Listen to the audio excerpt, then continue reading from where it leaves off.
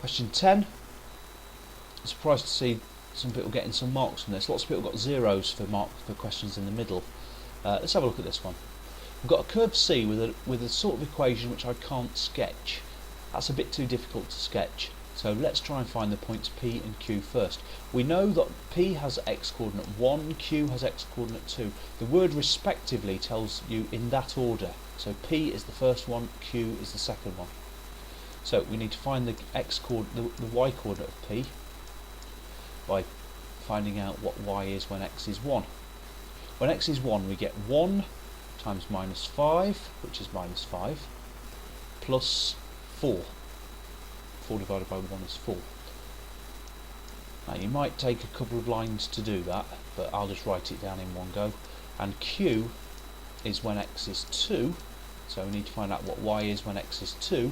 When x is 2, we get 4 times minus 4, which is I think minus 16, add 4 divided by 2, which is 2. So minus 16 add 2, which is what, minus 14 I think. Hopefully that's right. Now we've got no clues as to whether we've done this right yet, but they are telling us that we should find that the length of PQ is 170 square rooted. Let's have a look at what they're getting at here.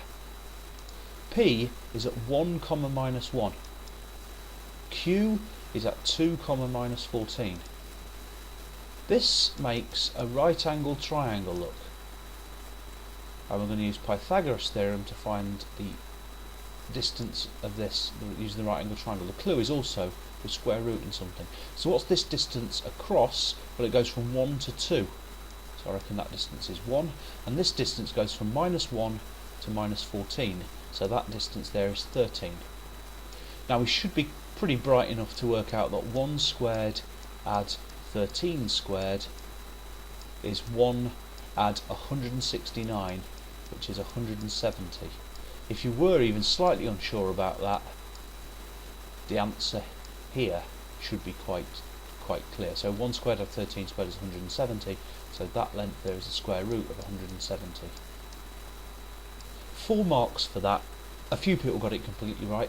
Some people actually got the numbers wrong on this. Again, the clue should be that you don't end up with 170. They're telling us the answer. Next, I'm gonna do a bit of rubbing out here.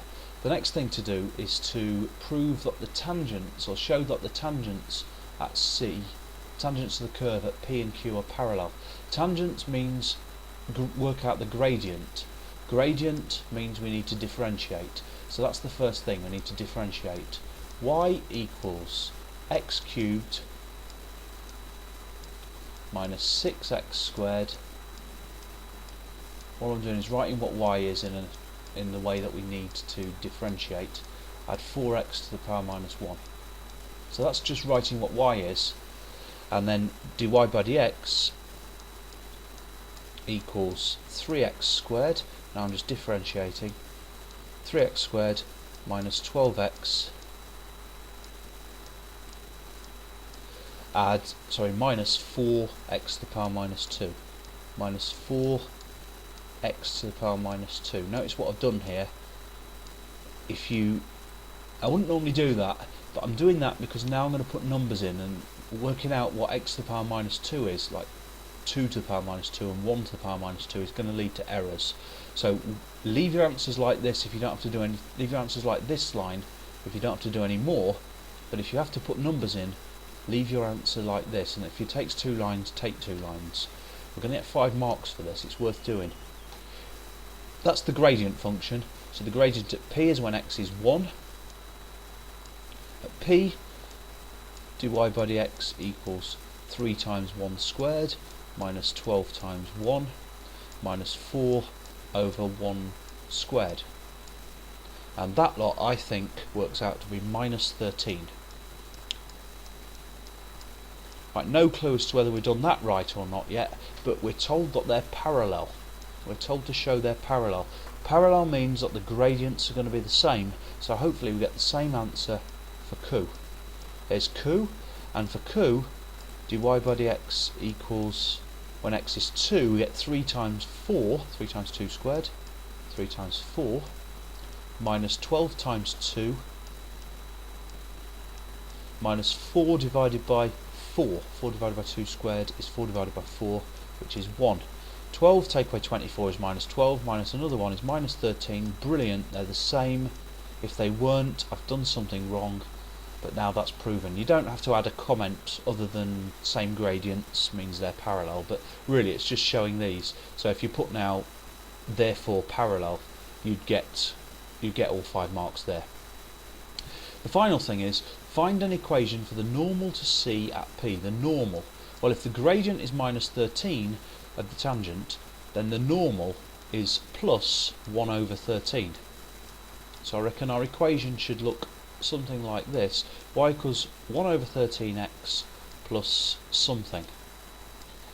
Now how do we find what the something is? Well, we're finding it normal to P, normal at P, and P is when x is 1 and y is minus 1. So when x is 1, y is minus 1. That should give us a clue to what C is.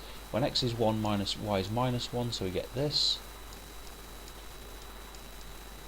All I'm doing now is just putting those numbers in.